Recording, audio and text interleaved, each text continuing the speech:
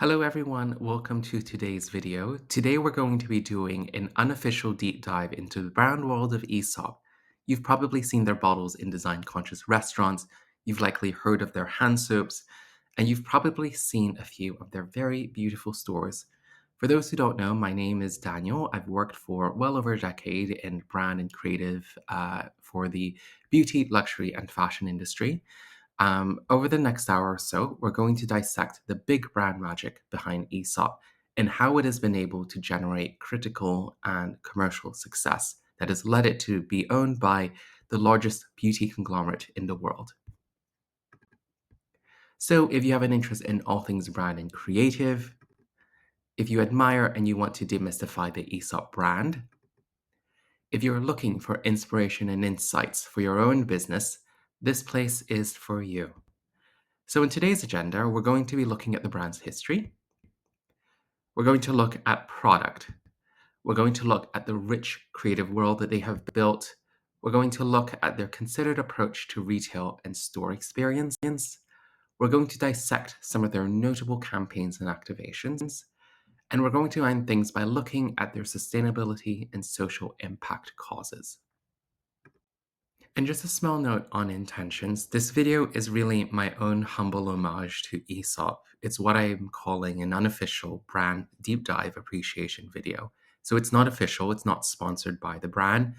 Instead, it is my own professional opinion about the brand, using a lot of deep research based on my previous skills, formerly as a journalist. And it is also my own personal response to the branding work that I see in front of me, because building a brand is very much a personal exercise. So I take no credit for the work of the countless people who have all contributed to the legacy of what the brand is today. But I share all of this as a way for us to learn together from one of the best brands in the world.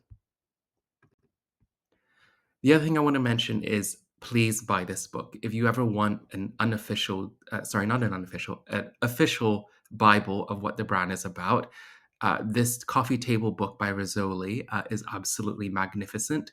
I did spend a lot of time looking into this. It is incredible. So please check this out. It is well worth your time. So let's get started by first looking at the brand's history. The story begins on February the 11th, 1987, when founder Dennis Pafitis opens Emmaus, a hair salon located in the well-to-do area of Armadale in Melbourne, Australia. He was frustrated with the quality and composition of existing hair coloring products at the time, so he decides to incorporate essential oils into the formulations, which provides both functional benefits while masking the synthetic aroma. He operates under the company name Emmaus until he receives a letter one day to stop due to a competitor that also has the name Emmaus. The name changes after that to that which we know and love, Aesop. So I want to stop right there and just sort of dissect some of the early clues that you can already see very early on about the business. And the reason why is I think it will sort of give you clues later on as to how the brand develops, because you can see a very clear red thread from the beginning all the way to where it is now. First thing is that you'll see very early on an appreciation for the humanities. So the name Aesop and Emmaus comes from ancient Greece. It speaks to Dennis's heritage, which also reflects maybe a tone, a way of thinking that is very learned and very intellectual. The second thing is it's very sensorially inclined. But senses is an incredibly big part of Aesop. So, we talked just now about the use of essential oils and how there's already a very early proclivity to please the senses, which has both pleasurable and purposeful benefits. And I think this will reflect later on in Aesop's future endeavors. They'll create a lot of different initiatives that please the nose, that please the ears, even the eyes, because the stores are so beautiful. So senses are a very, very big thing. And the third is really the humble roots. So the name Aesop centers around The story of a slave from ancient Greece, Aesop's Fables. And I think it speaks to a brand that prizes and elevates the seemingly small and insignificant details, right? I think they talk a fair bit in some of their own materials about this idea of humble ambition. Dennis calls himself as a soap merchant. So I think this idea of humility, even though it's a very luxurious brand, is something that's very much core to their mindset. And then in terms of the brand history, 1987, we spoke before about how the hair salon opened. After that, in 1989, he has to change the name to Aesop due to legal reasons. After that, Resurrection Aromatic Hand Balm is born. And then 2 years later is the Purifying Facial Cream Cleanser. They opened their first store in 2003 in St. Kilda, still within Melbourne, which is their birthplace. And then in 2004, they launched their first counter in Liberties in London. Marrakesh, which is their first fragrance, is also born. And then in 2007, their very popular parsley seed antioxidant serum is launched. 2009, Aesop Aoyama opens in Tokyo. And then 1 year later, Harvard Australia invests in the group to fund growth.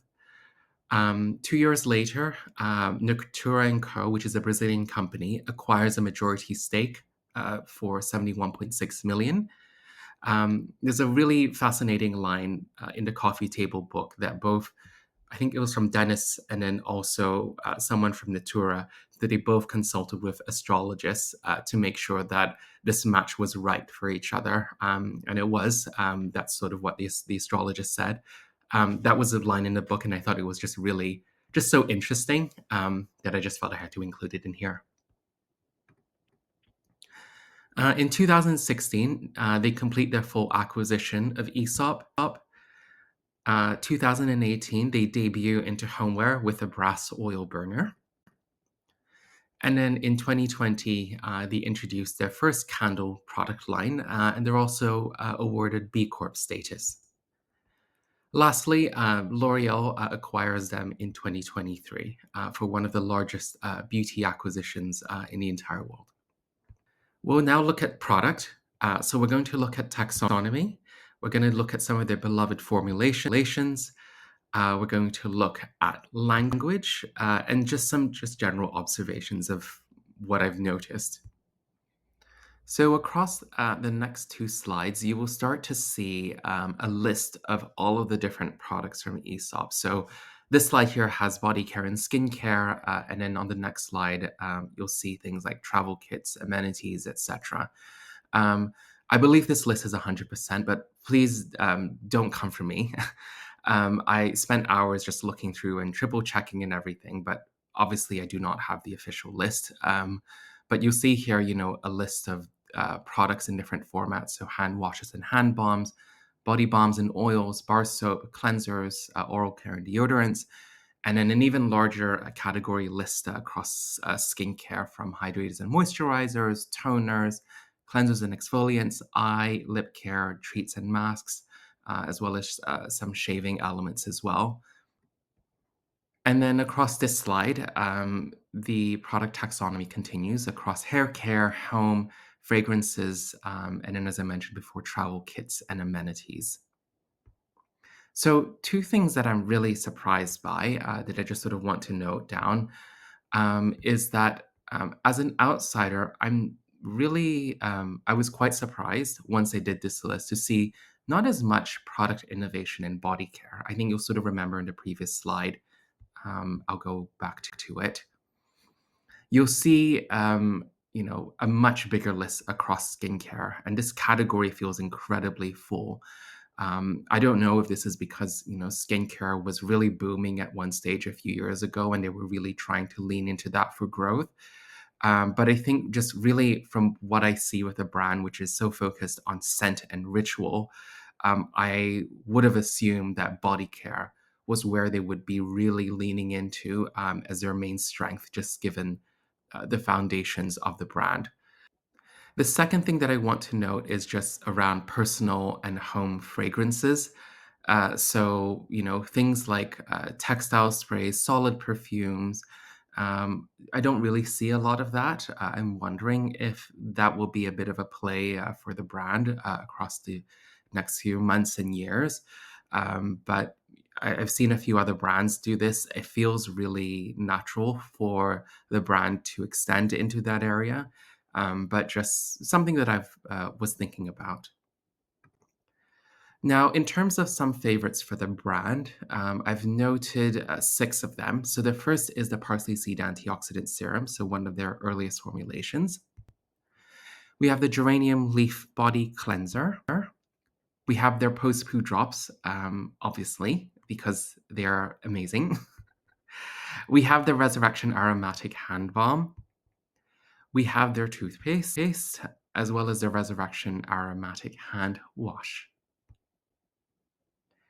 So, some things that I've noted down across their product language. So, first thing is around just their naming conventions. So, the name usually lionizes the lead botanical ingredient that they have. So, you'll see sort of little measured hints of the superlative within some of their names, and it's usually very functionally or benefit led. Um, the only exception to this rule are fragrance names, which are usually very narrative led or a little more abstract. So, like Marrakesh, for example, is a bit more um, relies on the imagination a little bit more. The other thing to note is just the performance claims. So, usually within skincare, you sort of see like, oh, increase of 87% hydration in 2 hours or something like that. But generally, from what I've noticed on the website, there's no really clear timestamps or percentages or sort of these extravagant skincare benefit claims. Something that I also thought was really interesting is that they won't really call their products the best sellers. It's not really called out as much as I would see from other brands. Instead, for example, their hand soap. There's a line inside that I thought was really on point, which is simply put, the most coveted hand soap in the world. The word coveted is, it gets the point across without actually doing it in a really flashy way, doing it in a way that, as we said before, feels really smart, feels really learned, but at the same time tries to acknowledge the fact that it is, in fact, a very popular product. And then last thing I want to note is that language is really simple and really clear. You have small moments where the word choice feels really learned and intellectual. And generally, when you look at the descriptions, there's an emphasis on texture, skin feel, and aroma. In terms of some observations, um, the products I think are positioned in a way where they try to communicate something that feels very functional and very poetic as well. So, and Dennis says in a interview on a website, he says a product needs to perform, but if it can do so with a little poetry, so much the better. So, we spoke before about this idea of essential oils, right? It has to be pleasurable, but also purposeful, functional, and poetic. Two sides of the same coin, again, seems to be carrying throughout within the product realm. Second thing is everything is very conscious and very intentional. So each ingredient must serve a purpose, if not multiple. Um, I think they talk in the book when they're formulating things, how can one ingredient have more than one function if possible? Not necessarily a minimalist brand, but just really intentional that when you combine ingredients together to form a formulation, you sort of want to make sure that everything has its place and justifies its place within the formulation. Third thing to note is just that the formulations are very, what I'm calling botanically inclined. And so they lean on the botanics. As I said before, they often lead with a botanical ingredient. And it's also housed in amber bottles, right? So amber bottles historically are used in apothecaries, which, herbal tinctures and all of that sort of speak to that same kind of positioning. But at the same time, the ingredients that they have within their formulations include those that are also synthetic. You need, as they say here, there's a quote, you need man-made ingredients. It'd be foolish to ignore them. There are wonderful ingredients that have emerged in the last 25 years. So, if you look at the imagery, as we spoke of before about the packaging, botanically inclined, but not botanically exclusive. And I think all of this speaks to a brand that essentially feels quite ancient, a bit historical with that apothecary vibe. It feels time proven, but somehow I think because of the way in which it's packaged, especially with the labeling, it still feels really relevant and really timeless for today. We're now going to look at the creative. So I want to start off with this wonderful quote from Rick Rubin. So this is not part of Aesop lore. This is me interpreting and giving my own spin on things. But Rick Rubin says, "I love music that is outside of time, and one of the things about using organic instruments is a piano sounds like a piano 100 years ago, and it sounds like a piano today, and it will sound like a piano in 100 years.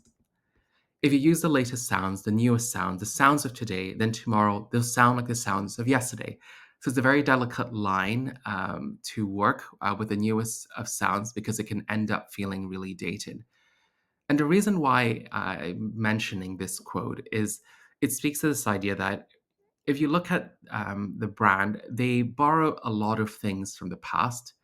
And I think, I spoke before just now about the brand feeling really timeless. And I think that part of that secret is that they use things from the past, which, interestingly enough, allows it and gives it relevance to this day. So, one example of this is the Aesop logo. So, the logo is based on Optima. It's a font designed by Ermin Zapf and released in 1959. Um, and if you look at the logo, very clean, very sharp. But there's if you look at just the curves around the logo itself, there are small curves and everything just to sort of give it a little bit of softness, give it a little bit of humanity. And the interesting thing is that Optima was inspired by ancient Roman lettering that Aesop discovered on a gravestone. I believe it was a gravestone in Florence. So, whilst it was created in 1958, the genesis and the overall shape of the letters came from much, longer before that. The font is sans serif. It's stripped of any ornamentation, as I mentioned before. It's subtle. There's very much a feeling, a softness throughout. We're going to now look at some of the creatives that have contributed to the world of Aesop. So this is not by any means a comprehensive list, right? But I think the point is that I want to share really the wide range of creatives who contribute to the world of Aesop and why it is a brand that really doesn't have, it is distinct in its style, but at the same time, it's very multifaceted and quite diverse, which I think creates a world that's very hard to copy. A lot of brands try to copy Aesop, but I think part of why they have this very invincible brand moat is because of investment into a wide range of creatives that have been able to contribute to their world. So the next images that I'm going to show, most of them haven't been commissioned by Aesop. It's meant to show the work of these individual creators. And obviously, the images belong to these respective owners or whoever owns them. Yeah. So we firstly have Jack Davidson, and he's a photographer. So the style is, quite raw. It's intuitive, often playful, with light and shadow. He blurs the line between fine art and editorial, sometimes obscuring faces or cropping unconventionally. It's quite surreal, but at the same time, quite intimate. We have Robin Stein, very clean, minimal, often infused with natural light. A lot of quiet detail. The mood I find sort of quite calm, contemplative, refined. So the work feels very balanced and very understated. Next, we have Romain Laprade. A lot of precision in geometry, but at the same time, incredibly warm. The framing emphasizes structure, repetition, light. He captures spaces as an almost a serene, nostalgic quality, I think, to the work. Very elegant, highly attuned to color palettes and textures. Yeah. We next have Julia Hetta. The work I think feels very reminiscent of like old master paintings. Soft chiaroscuro, muted palettes, precise compositions, using natural light for depth to create atmosphere. Really, really haunting. We also have Yutaka Yamamoto, very subtle, quiet, very meditative, quite understated. Next, we have Reuven Afanador, who has Colombian origins. If you actually look at Reuven's work, you'll see a large portion is very commercial, very high octane and glossy. But you also see a portion of his work which references South and Central America. Um, I think, sort of speaking to his own heritage. You'll see an image here of two women who are sharing the same braid. This image actually comes from Aesop. I think they were using it across their hair care campaign for 2012. I saw this many years ago and I just absolutely loved it. So I just felt that I had to include it. Now, across illustrators, there are four that I want to talk about. First is Jeffrey Chang. So playful, inclusive depictions of queer bodies and communities. Style is very loose, very fluid, childlike, very mischievous. We then have Giovanni Garcia Fenech. It's contemporary abstraction, figurative elements sort of interwoven throughout. We have Damon, very precise line work, reminiscent for me of like architectural drawings. So really quite beautiful in that regard. And then we have Aurora here. So a lot of gestural brushstrokes, washes of ink, very soft, very minimalist.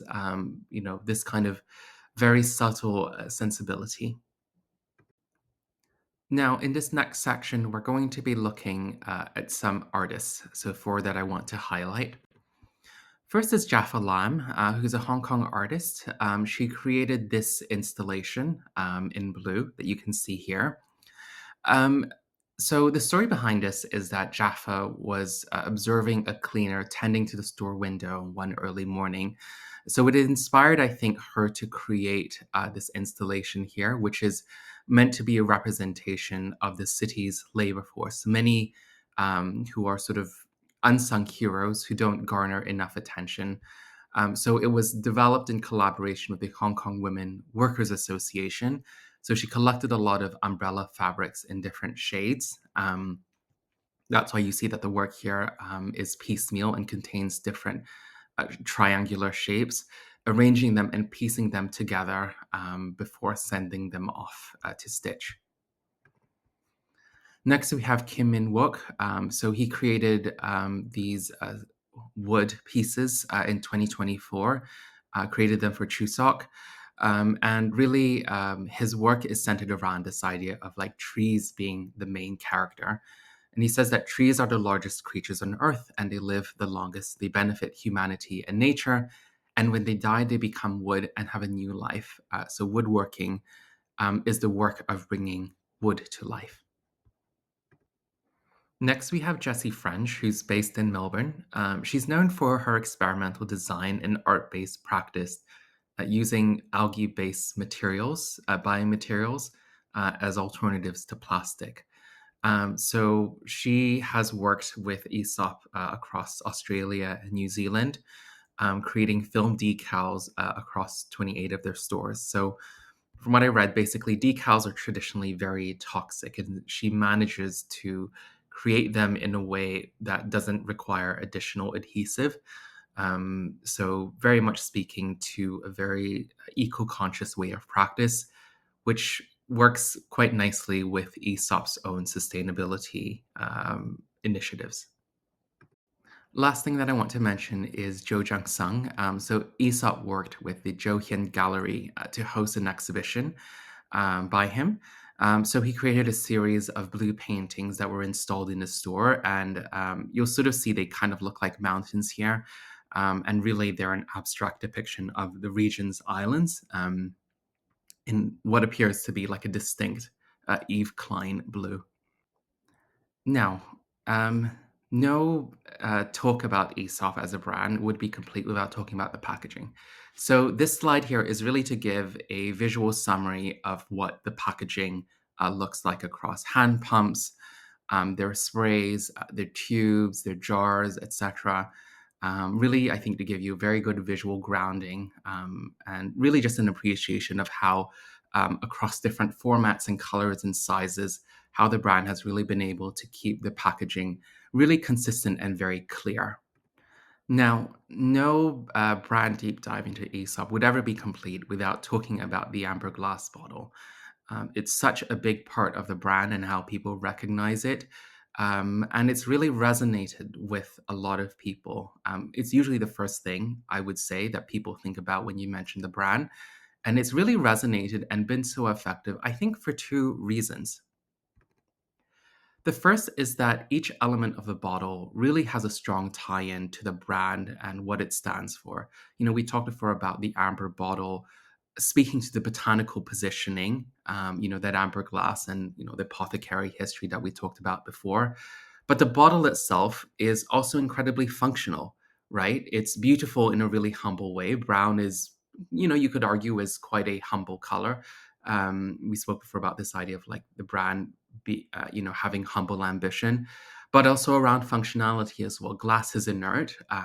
Typically, it shouldn't interact with formulations inside so that they stay stable. But also, it's really functional in terms of protection from UV rays, so that formulations can last longer. It's also functional in terms of the packaging because the labels themselves are very clean, very modern. There's a very functional labeling system. The second element is that the packaging, I think, also nets out in a design that is incredibly timeless and modular. So, this is why it can stand really nicely across many different hotels, restaurants, cafes, and homes, right? It can sit in a home that is very minimal to a home that's quite grand and old. It sort of doesn't draw too much attention, but draws attention at the same time, which is, as you can imagine, is something very hard to do. And kudos to the team for creating something that can sit in many places and still be so warmly received. Now we're going to look at retail. How exciting! So we're going to do a bit of an overview. We're going to talk about their collaboration approach, their architects that they worked with. I want to talk about taxonomy of design as well as their hospitality partnerships. Now, I want to talk about this quote, which came from Michael O'Keefe, the former Aesop CEO. So he said this as part of an interview. So he says the beauty industry is a push model with advertisements and celebrity endorsement, and they try to push customers into wholesale stores. On a set of shelves, our products didn't really do anything. We know we had great products that were really different, but through this model, we were never able to expand out to the customers. So the reason why I bring this quote up is that I think we talked about this idea about the Aesop hand bottle being really humble. We talked about this idea of like brown amber glass, sort of being quite timeless. But I think at the same time, imagine a world, good many years ago when Aesop wasn't the brand that it is today. Stockton Sephora. Sephora is a environment that is loud. It's very noisy, very flashy. And then you have a brand that's very muted that uses humble amber glass to house their products. None of that will really help to endear yourself to different customers. And so Michael really touches on this point of, how do we really reach out to customers and speak to them in a way that's really right for us, right? Wholesale models, It is about sales, but it's also about new customer acquisition, building out your brand awareness. And, you know, if you're stocked in stores and displayed in a way that isn't really conducive to your brand and what you're really about, um, you may not be able to do it as effectively as possible. And this then leads to what I want to talk about, which is retail, their answer to, really getting their amber glass bottles in front of people and getting them to be loved is across retail. So a bit of an overview. If the brown bottle is really sort of the condensed representation of what Aesop is, then their vast constellation of stores around the world are undoubtedly the brand universe. So each store is really a proof point of their deep philosophy and unique approach to beauty. And it's really this halo effect that the store creates that then legitimizes the brand, that then legitimizes and justifies why the product, the hand soap, costs as much as it does. So, first thing I want to note is that Aesop goes in really hard across retail. They have 450 points of sale, last I checked globally, of which 230 are stores, right? And so also each store is often, but not always, realized in collaboration with different architects. So why is this? I think retail is for Aesop what organic, social, digital ads, out-of-home ads, and celebrity ads are for most beauty and D2C competitors. So retail provides discoverability, it provides you credibility, it provides you awareness, right? I find it very hard to imagine a world in which Aesop would do like a really massive, flashy billboard, but I can see them doing a store, and they kind of do the same thing. In terms of how you think about their playbook, this is sort of how they justify, this as part of their marketing mix. So, store-led approach encourages discoverability, legitimacy. It increases brand awareness. It does this while helping to maintain sort of this indie organic feeling to the brand, right? A store somehow, even though it is very expensive to build, especially the way that they have built, somehow in my mind, it feels less flashy than having a gigantic billboard in Times Square. Now, I want to talk about this quote, and it's a quote by Alan Moore, and the book is called Do Design Why Beauty is Key to Everything. The reason why I mentioned this book is that Suzanne Santos, one of the Aesop OGs, talks about this book as a book that she's incredibly fond of, and I think there's some wonderful thinking in here, which I think reflects how Aesop goes about building its brand. So the quote goes, "Why does art endure? Because it is always one way or another, speaks directly to our senses. To design for the senses is not weakness, but strength. It resists the belief that making a business succeed is only about numerical measurement, the quest for efficiency rather than truth found in experience. Who cares? Well, we do. Human beings do. The people that use your products and services. So we think about the store. The store is not really, it is about obviously selling. That is a key part of that. But it's about doing this in a way that honors experience, that honors senses, that puts humanity really at the cradle of the experience. And something that they really celebrate as part of how they go about doing business. Not doing business in a way that you might imagine, I don't know, like an Amazon, for example, but doing in a way that feels really right. That there are many ways of going about being a merchant, going about, succeeding in commerce, but doing in a way that's based very much on values and your deep rooted philosophy. Now, I want to talk about their collaboration approach and how they work with architects. First thing that I want to note is this idea of human level intimacy. So, no two Aesop stores are identical, and the same is said for their collaboration of architects. So, partnerships they talk about in their coffee table book often begin with at least a conversation, whether it's coffee or wine to sort of break the ice. I've read in certain circumstances, like in one case, they flew in an architect from New York to spend, I think, a week with them in Aesop HQ in Melbourne to get to really know them and to really understand what the brand is about before going about and attempting to create the brief. So this idea of human to human interaction, intimacy is incredibly important. Second thing I want to talk about this idea of sustainability and patina. So they ask their architects to take responsibility for the impact of their proposed design. So this may means grounding their work in restraint and modesty, focusing on quality over opulence. So they may, for example, repurpose or find local materials and furniture. And I think this creates a style that focuses on patina, the depth, not a product that is very superficial or glossy. Finding wood or stone or marble that has a depth that cannot be artificially created, but comes through age and time. So we'll talk a little bit more. I have some examples later on throughout this deck on, how architects have gone about this. Third thing is considered guidance. So collaborators are often given extracts from 3 books to support them when they're creating their stores. So there's Zamthor's Atmospheres, Bachelar's The Poetics of Space, and Tanizaki's In Praise of Shadows. All of them, I think, speak to how they approach stores. So there was this wonderful quote that I read about this idea that shadows, we often try to think about stores as being incredibly bright and airy.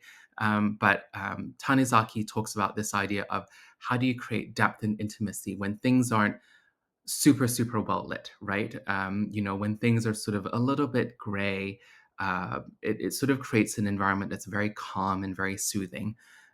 All 3 books, have a read of them. I think, again, it will give you a sense of how the stores have come to be. And the last thing I want to note on this slide is this idea of context-led design. So the architects are often encouraged to find sort of a seamless presence with the surrounding environment. So the approach can be inspired by nearby architecture. It can be inspired by the cultural background, the milieu, as I say here, the history of the space that they are in. And I think it's really interesting that they talk about this idea of context-led design and my earlier point around how each 2 stores are not exactly the same, right? Because if you have, even let's say within London, I think they have like 4 or 5 stores in there. Each one is different because it has to speak to the immediate milieu of where they are at. And this idea of context also speaks to, Aesop city guides. Um, I think they have a number of guides that they publish. Sorry, not so much publish, but they have them across their packaging. But this idea of like context, speaking to what is already there, respecting the background of what is there, you see that in the architectural presence, but also within packaging and how they sort of market themselves. So all of this, I think, speaks to a brand that feels really integrated and very cohesive. Now, this is a list of the different architects that they work with. Again, not comprehensive. Please have a look at all of them. I'm sure there are a lot more. But yeah, it will just give you maybe a handful of things to explore after this video. Now, across this slide, you will see here a screenshot of Aesop Taxonomy of Design. I believe that this is a defunct website because I can't seem to find it anymore. But this was an initiative that was done a few years ago to archive and to record all of the different stores within Aesop stores and to talk about, the different architects that they worked with, the materials that they use, really a wonderful archive, a wonderful library that helps to legitimize and bring credibility to the brand in terms of the thought, in terms of the investment, the breadth and depth of what they have been able to create, put into one place for people to see, whether you are a brand enthusiast, whether you are someone who works in the industry. It was a really wonderful resource. You might be able to find some information online. Yeah. Now, I want to talk about sustainability. And so there are 3 stores that I want to talk about that speak to sustainability, repurposing materials, trying to create stores that have lower impact. This store is based in Canary Wharf, and it has a sort of lived in domestic quality to it. And they've been able to achieve a lower impact with vintage furniture. So One thing that you'll notice here is the two oak tables. They come from Aesop stores previously located within Salzburg. You'll see a 1960s Italian modular shelving space system towards the right. And then you also see some Edwardian ceramic basins to the left over here.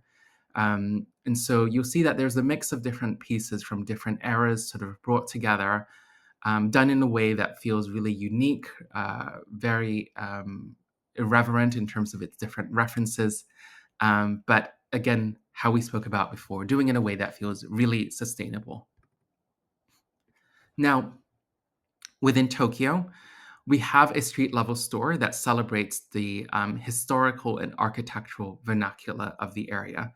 So you'll see here some timber beams that are being used as ways to both organize the general store layout, but also to act as shelving as well. So the timber beams and columns were actually saved from a local house that was going to be demolished.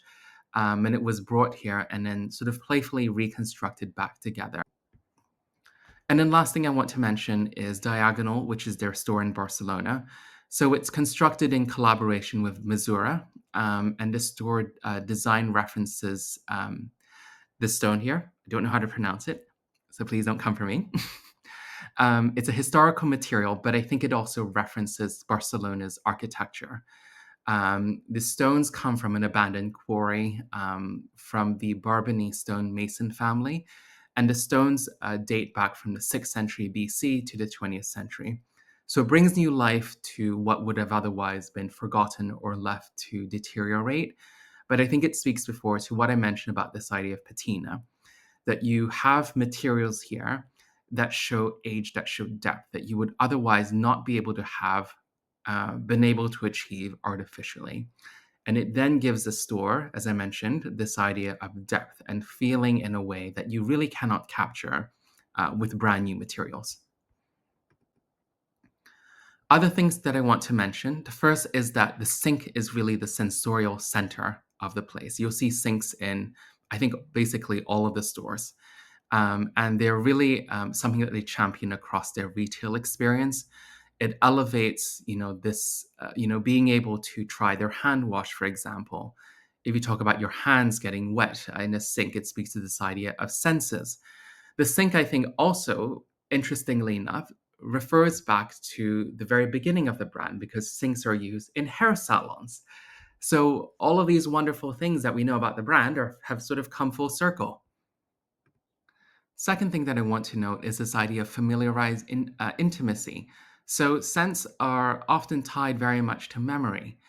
They're often tied to sort of the inner landscape that people have. And so within a select number of stores, they have what is called a fragrance armoire.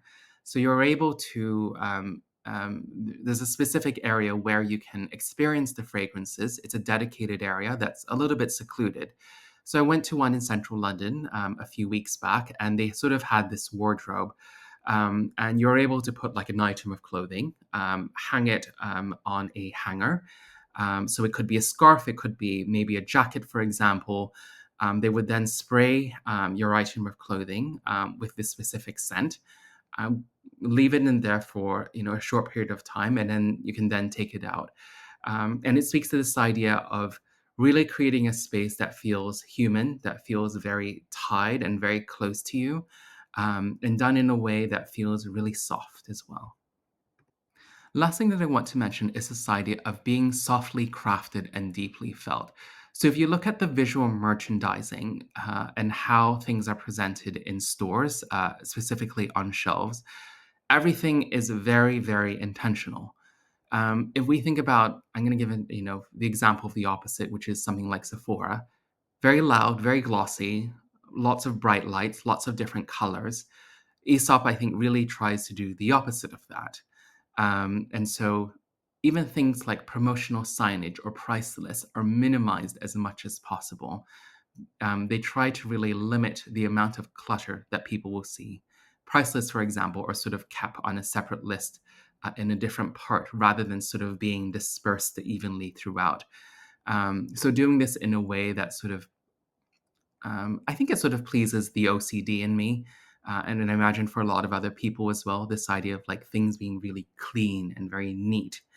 Um, and I think what that does is that when you take away that visual clutter, that sort of noisiness, it allows your consumer to then experience a deeper layer of themselves, to be able to connect more meaningfully with the product or the scent or the messaging that you want to get across.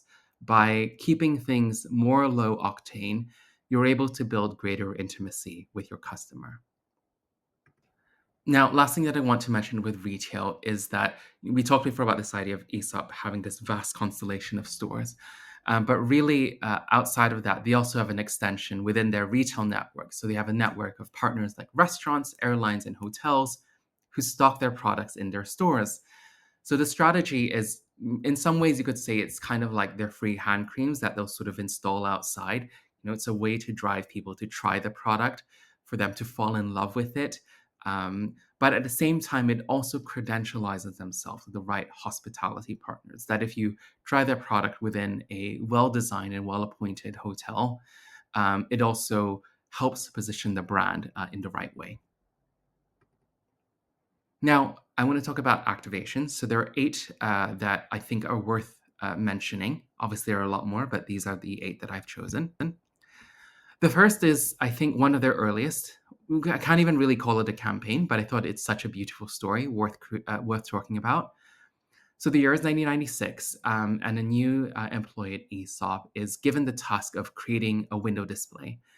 And so the brief that he is given is to create a piece of work for the window that speaks to this idea of the change in seasons. So he works in secret for many weeks. And the day before he is meant to implement this idea, he basically tells all of his colleagues, I don't want to ruin the surprise for you. So please avoid the shop floor while I, spend time working across this project. And so at the grand reveal, they all come down and they see that he has filled the entire space with a ton of dried leaves. And the initiative, I think, if you imagine sort of as a person who's walking through this, firstly, the childlike glee that you would experience from this. Secondly, the crunch of the autumn leaves and the smell as well, that sort of deep, earthy smell that has really come through. The sense of joy that you would feel within your body. I think all of this, I think, speaks to a brand that knew very early on what they were about. Obviously, if we think about this now, a lot of people would say that this is not really sustainable. Sorry, not sustainable, not very scalable. But I think it speaks to a brand that was really trying to do something very different. Keep in mind, as I said before, this was 1996 when retail store experience was not really a thing yet. So I think it really speaks to how they were, an early pioneer in bringing live experiences to people. Second thing I want to mention is their Radiomatic mixtapes, so created in partnership with Worldwide FM in 22. So they offered complimentary hour-long sessions of what they call your oral escapism in jazz, soul, and spoken poetry. And I think it speaks to this idea of like you have the right sound within a space, it creates this wonderful atmosphere. We talked about this idea of being senses. Now you'll sort of see here how the ear is sort of celebrated and how they've been able to bring joy through music. Third initiative I want to talk about is the Queer Library. I think many of us will know this one because it really did so incredibly well. Launched in 2021 in North America in response to the cancellation of Pride celebrations due to COVID-19. And it was really a way to promote underrepresented voices in the world of literature, specifically within the LGBT community. And has then amplified and sort of worked across London, New York, Los Angeles, Toronto, Melbourne, and Sydney. And from what I understand, it still continues to this day. So they've been able to promote readership of the books to a large number of audience because you could pick a book up for free. They were also able to donate a good sum of money to the ACLU. I think this is a really interesting piece because They were able to promote literature and voices at a time, even now to this day, when governments are banning LGBT voices within libraries. And they were able to make a positive spin out of it. And they were able to do it in a way that was right for the brand, because as we've talked a bit about before, Aesop is a brand that's very learned and very intellectual. And I think the timing of this was really right. Just the commercial element of sort of bringing people into the stores just all really came together very, very neatly and wonderfully. This is also just some pictures from the campaign. Yeah. Now, across this next slide, we have the women's library. So, in the previous slide, we talked about the queer library, and specifically, well, predominantly within the Asian markets, they have the women's library. So, instead of uplifting LGBT voices, women's library, as you can imagine, uplifts female voices in the world of literature, especially during International Women's Day.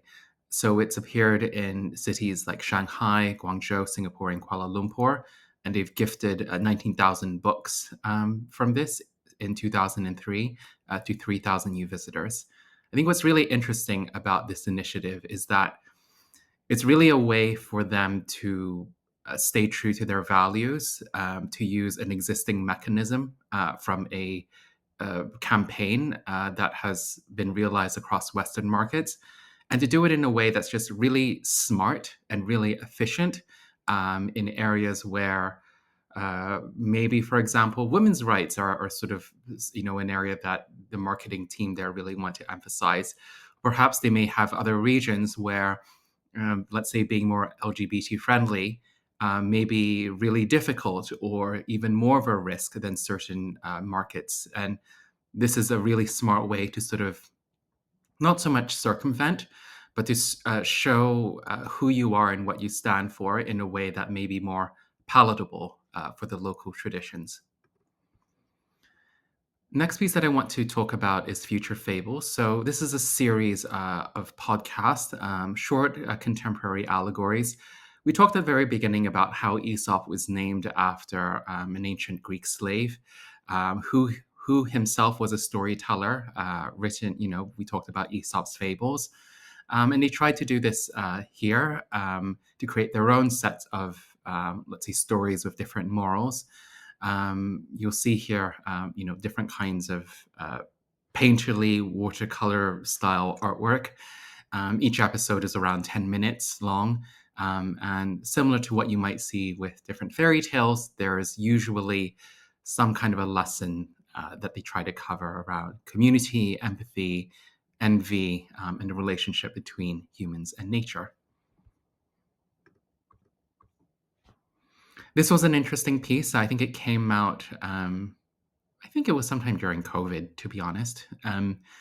Aesop did a collaboration with Christopher Rayburn, a London based designer. Christopher is known for being incredibly eco conscious in how he goes about creating and sort of executing his business.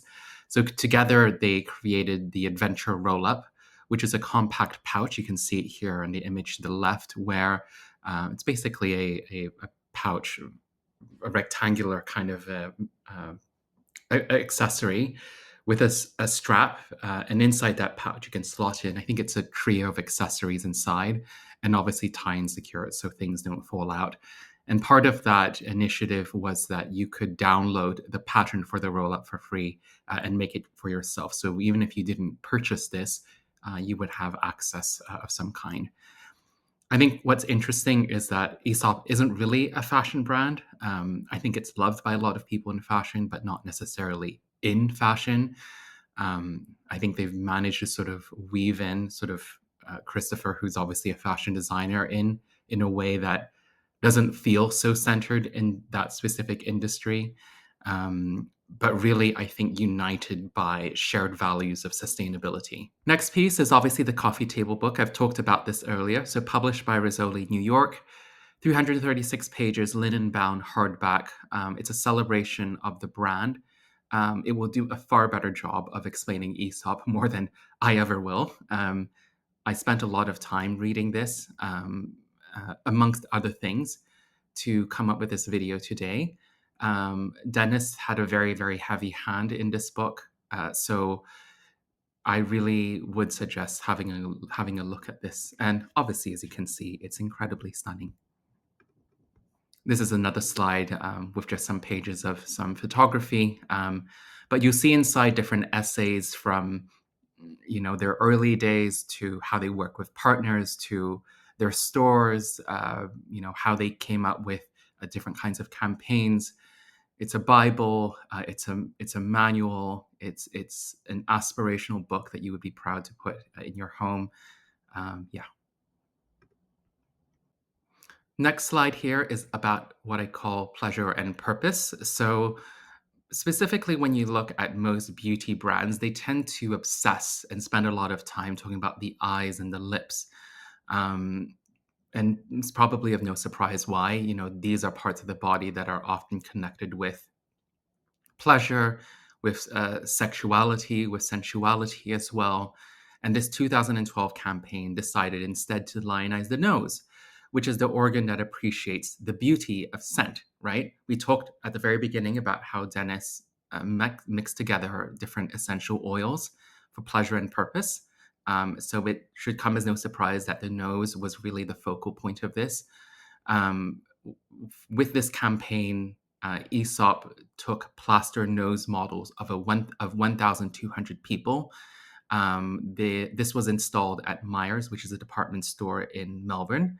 And they also invited people to enjoy the scent of different various formulations. So connecting brand values, who you stand for, but then also connecting it in a way where people can appreciate and love your product, discover it as well.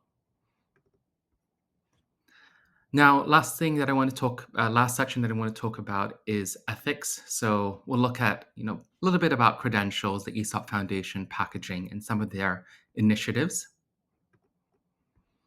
For a deeper look into ethics, sustainability, social impact, Aesop has a wonderful report. This is one of them. They might have had another one since I last looked, but this was the latest one that I found when I was researching. But you will see inside a lot of technical details. But I will just sort of highlight some areas that I found very interesting. First thing that I mentioned earlier is B Corp certification. So this was acquired in 2020.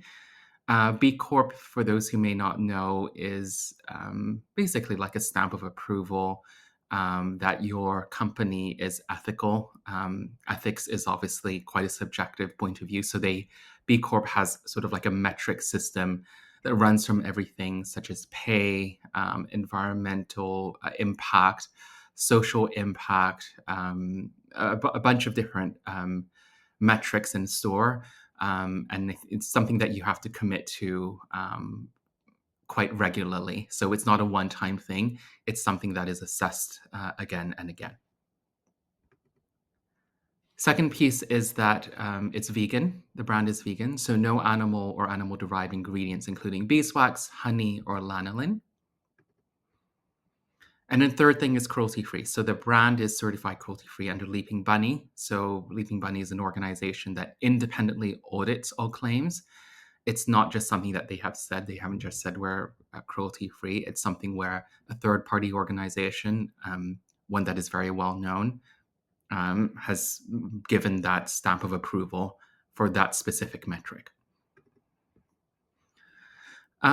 Across the next slide here, we have the Aesop Foundation. So this was a entity that was created in 2016 to amplify the voices of excluded communities in the pursuit of equity, belonging, and a thriving planet. So it has made a financial pledge to grant 40 million Australian dollars by 2030. Funds are basically divided 20% across acute issues. So think about things like, natural disasters, or areas where things are quite hard to predict, and then 80% across partnership grants. So these would be grants that span across multiple years, sort of long-standing issues or societal problems that Aesop can commit to over a long-term roadmap. 3 pillars of the foundation: society for all, livable earth, and safekeeping. And some of their milestones, since 2017, they've donated 14 million AUD, including 2.6 in 2023. Employees have donated a substantial amount of hours to volunteer, and they've partnered with over 60 charities since 2017. Now, across their packaging, because we've talked about how beautiful the packaging is, I think it's also important to look at the impact of that as well. So, around 84% of packaging is currently reusable, recyclable, or compostable. They have a target of 100% by 2023. Most of the plastic used is recycled PET, which consists of at least 97% recycled household plastic waste. And all of the secondary, i.e., cartons, and tertiary, i.e., transit packaging materials, are comprised of paper that is either FSC or PEFC certified. They also have a take back scheme. And so basically to encourage recycling of beauty packaging. Beauty packaging can be quite tricky across certain municipals. They have a rinse and return program, especially in areas like Hong Kong, Japan, South Korea, China, Malaysia, and Singapore. And I think the idea is to open these up across more areas as the years progress. Now, many of you will know about the aluminum tubes and how beautiful they are. So in 2023, Aesop was successfully able to transition 3 of their hand balm SKUs from virgin aluminum to 100% recycled material. And last thing I want to talk about is just general trial and experimentation. So they've worked on a few pilot programs to improve their impact. So that's including using custom designed reusable glass vessels for one of their partners, Capella Singapore, working to basically reduce the amount of 50 milliliter plastic bottles, and trying to shift hospitality partners towards bulk refill options instead of amenity-sized products. Um, Another piece, this is more of a historic one that came in 1998. Aesop worked with Plan Australia to end female genital mutilation. That was what their mission was about. Slabs of soap were printed with information of the cause on the carton packaging. And so, we talked about this idea of Aesop being really humble. I think that sort of ties with seeing the soap slabs as humble vessels and messengers for a far greater cause and message. Now, this other piece you'll see here you'll see some black vases here to the image on the right in sort of this organic stone-like shape. So Aesop Taiwan had a rinse and return program, and they worked in partnership with Land Hills Project N. So the bottles that were returned to them were then processed into granules before being threaded and then 3D printed into organic forms that were then, as you can see here, shared and reused as part of the store decoration. So this comes to the end of the video. Thank you for taking the time to listen in. I hope this information was helpful, and I hope this has been useful in helping you to feel at least the love and respect that I personally have for Aesop as a brand. If you're interested to learn more about the world of brand and creative, please subscribe to my new YouTube channel. Let me know what you think. If you'd like to see more of this. Have I missed anything from these videos? Do you feel that I've gotten anything wrong? Do you have any further thoughts to add? Please sound that in the comment section down below. I'd love to learn as much as all of you. But yeah, I hope this was really helpful. Thank you for listening all the way through. And yes, bye-bye.